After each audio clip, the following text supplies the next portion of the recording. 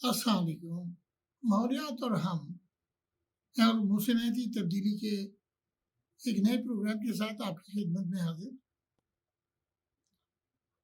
देखिए, हमारा आगाही का प्रोग्राम है, इन्वायरमेंट को ठीक करने का प्रोग्राम है और हम बिल्कुल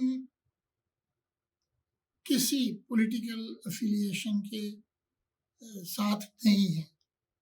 लेकिन इंतहाई दुख होता है जब कोयटा जैसे इंसिडेंट्स होते हैं और हम जो दूर बैठे हुए हैं उनको इंतहाई अजियत पहुंचती है। अब ये क्यों हो रहा है, इस पे बहुत संजीदगी से गौर करना चाहिए। हमारे फील्ड मार्शल साहब को और बाकी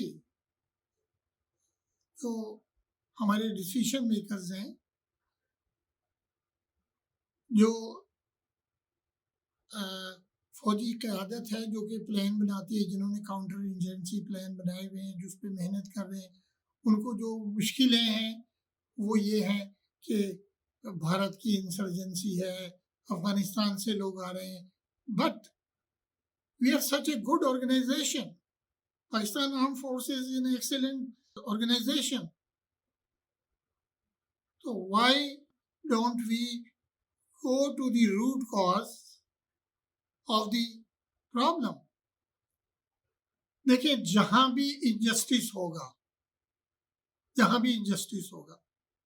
वहां पर इस किस्म के वाकयात जन्म लेंगे। और बलूचिस्तान के साथ तो बहुत अरसे से हो रहा है ना। आप देखें, कोयटा में आजकल पाइपलाइन गैस है या नहीं है मुझे नहीं पता, लेकिन बहुत अरसे तक हम बलूचिस्तान की गैस लेते रहे और हमने वहां पे सप्लाई नहीं की। एक प्रोजेक्ट में कर रहा था खुजदार में, काफी पहले की बात है, और वहां पर ये देखकर कभी कभी मैं अपने टेंट में बैठकर, अपने खैमे में बैठकर रोता था कि इन लोगों के घर देखें, इनके मौसम के हालात देखें, और उनकी छत इस काबिल नहीं थी कि उसमें पंखा लगाया जा सके। हमने कोई सोलर का प्रोग्राम वहां शुरू करना चाहा था। तो हमारे मसाइल बहुत ज़्यादा हैं, लेकिन हमें इनको कंट्रोल करना है। और कंट्रोल करने में सिर्फ यही नहीं है कि आप हमें जाकर लोगों को मारना है। उन बच्चों को समझाएं, नेगोशिएट करें, वो कोई लीडरशिप पैदा करें जो कि जाके इन बच्चों से बात कर सके, जो जाकर अफगानिस्तान से बात कर सके, जो जाकर इंडिया से बात कर सके, और एक पीसफुल इन्वायरमेंट क्रिएट करें।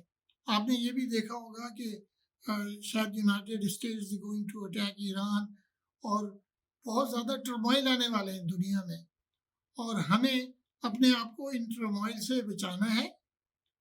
और मेरी जो स्टडी है, जो मेरा ट्रैवल है पूरी दुनिया में, मैंने ये देखा है कि जब तक एक मुस्तहकम सिविलियन गवर्नमेंट नहीं होती, प्रॉब्लम्स होती हैं। इसमें मुझे जो एक वर्ड है इंग्लिश का, वो मैं यूज़ नहीं करना चाहता, लेकिन उसका मतलब ये है कि जो भी जबर और ज़बरदस्ती से आप काम करवाना चाहते हैं, उसमें बाउंसिंग बैक होती है। जैसे रबर को नहीं होता है कि आप उसको स्ट्रेच करें तो वो वापस अपनी जगह आने की कोशिश करता है, या आपको अगर एक हाथ में पकड़ा हुआ है तो आपको आके हर्ट करेगा। तो हमें इस पर तवज्जो देनी चाहिए, और बहुत गहरी और बहुत जल्द देनी चाहिए। और मैं ये हर दफ़ा कहता हूँ कि हम मुसलमान होने का दावा करते हैं, हम अपने प्यारे रसूल मोहम्मद सल्लल्लाहु अलैहि वसल्लम, जिन पे हम सब तैयार होते हैं अपनी जानें कुर्बान करने के लिए, उनके लिए हम ये थोड़ा सा नहीं कर सकते कि हम अपने भाइयों से नेगोशिएट करें? भैया हमारे ही बच्चे हैं ना, हम इनसे नेगोशिएट करें। और बाहर के लोग और अंदर के लोग भी, लोगों को बहकाना तो बड़ा आसान है, लेकिन अगर हम कोई कॉन्क्रीट स्टेप ले ना उनकी भलाई के लिए, अगर कॉन्क्रीट स्टेप्स लेंगे तो इंशाअल्लाह गुफ्तो शनीद से ये चीज़ हल हो जाएगी। अब वो किससे ऐसे गुफ्तो शनीद करे, कौन करेगा, और डांट डपट से नहीं होगा, लोगों को मारने से नहीं होगा, भाईचारा कायम करने से होगा, गुफ्तगू से होगा। तो आ, हम कोशिश करें कि जहाँ भी हमारा थोड़ा बहुत इन्फ्लुएंस है, जहाँ भी हम लोगों को जानते हैं, उनसे दरख्वास्त करें कि हम ये देखें कि हमने कहाँ गलतियाँ की हैं। हमने एक तो बहुत बड़ी गलती की थी जब हमारा एक हिस्सा जुदा हो गया था। अनफॉर्चुनेटली वो इवेंट्स मैंने होते हुए देखे, क्योंकि मैं वहाँ था, और तकरीबन उस तरह के इवेंट्स अब ये हो रहे हैं एक दिन में 12-14 जगह पर वो जाना। यार आप, मेरा अभी एज ग्रुप वो नहीं है, लेकिन जाफर एक्सप्रेस पे कितने 4-5-6 दफ़ा अटैक हो चुका है ना। आप मुझे दे दो जाफर एक्सप्रेस चलाने के लिए, मैं उसको सेफली लेके जाता हूँ। रिसोर्सेज सारे हैं हमारे पास, लेकिन हम उनको सही तरह डिप्लॉय नहीं करते। ये कोई बात है कि हम एक ट्रेन की हिफाजत नहीं कर सकते? तो इन चीज़ों पे गौर करने की ज़रूरत है, क्यों हो रहा है, वाई आफ्टर 78 ईयर्स। तो इस पे हम सब मिलकर गौर करते हैं, मिलके हम अपनी अफवाज का साथ देते हैं और उनके साथ मिलकर अपने बच्चों से बातचीत करके हम अपने माहौल को खुशगवार बनाकर जीने का तरीका सीखना चाहिए हमें, जो आजकल तो बिल्कुल नहीं है ना। आप देखें कि पॉवर्टी की सतह अगर 47% है, लोग टेबल पे खाना नहीं रख सकते, तो आ, वो क्या करेंगे? चोरियां बढ़ गई। अभी आपको मैं बताऊं कि मैंने एक घर रेंट किया हुआ था फेज 7 में, मेरे घर से 2 दफा चोरी हुई। तो ये हमने तो उसका इशू नहीं बनाया, इसलिए कि आप किसके पास जाएंगे, आप पुलिस में रिपोर्ट करेंगे, वो सबसे पहले आपके दोस्तों को पकड़ेंगे कि ये यहाँ पर आते हैं।